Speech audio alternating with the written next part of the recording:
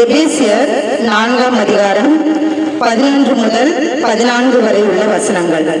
மேலும் நாம் அனைவரும் தேவனுடைய குமாரனை பற்றும் விசுவாசத்திலும் அறிவிலும் ஒருமைப்பட்டவர்களாகி கிறிஸ்துவினுடைய நிறைவான வளர்ச்சியின் அளவுக்கு தக்கதாக பூரண புருஷராகும் வரைக்கும் பரிசுத்தவான்கள் சீர்பொருந்தும் பொருட்டு சுவிசேஷ ஊழியத்தின் வேலைக்காகவும் கிறிஸ்துவின் சரீரமாகிய சபையானது பக்தி விருத்தி அடைவதற்காகவும் அவர் சிலரை அப்போஸ்தலராகவும் சிலரை தீர்க்கதரிசிகளாகவும் சிலரை சுவிசேஷகராகவும் சிலரை மேய்ப்பராகவும் போதகராகவும் ஏற்படுத்தினார். நாம் இனி குழந்தைகளாயிராமல் மனுஷனுடைய சூதும் வஞ்சிக்கிறதுக்கும் ஏதுவான தந்திரமுள்ள போதகமாகிய பலவித காற்றினாலே அலைகளைப் போல அடிபட்டு அலைகிறவர்களாயிராமல் அன்புடன் சத்தியத்தை கைக்கொண்டு தலையாகிய கிறிஸ்துவுக்குள் எல்லாவற்றிலேயும் நாம் வளர்ந்தவர்களாய் இருக்கும்படியாக அப்படி செய்தார். ஆமென். நம்முடைய கர்த்தராகிய இயேசு கிறிஸ்து இந்த உலகத்தில் இருக்கும்போது அவரை போலவே சீஷர்களை ஏற்படுத்திக் கொண்டு அப்போஸ்தலர்களாக தெரிந்து கொண்டு நீங்கள் உலகமெங்கும் போய் சகல சிருஷ்டிக்கும் சுவிசேஷத்தை அறிவியுங்கள் என்று சொன்னார்.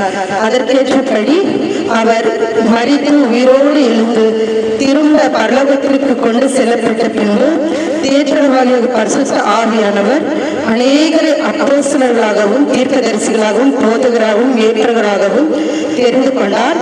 அப்படியாக இந்த இந்தியாவிற்கு வந்த நம்முடைய மத்தியில் ஊழியம் செய்த டாக்டர் டிஜிஎஸ் தினகர் ஐயா அவர்களையும் இந்தியாவின் அப்போஸ்தலர் என்று நாம் அழைக்கிறோம்.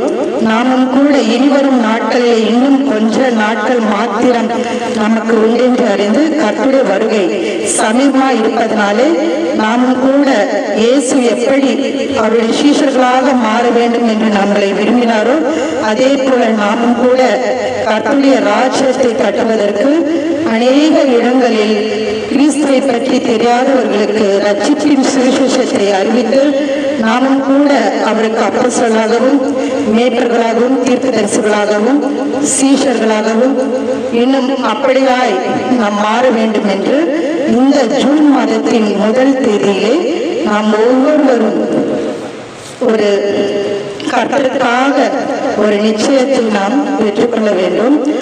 நாம் அப்படியாய் வளர வேண்டும் என்று இயேசு கிறிஸ்து நாம்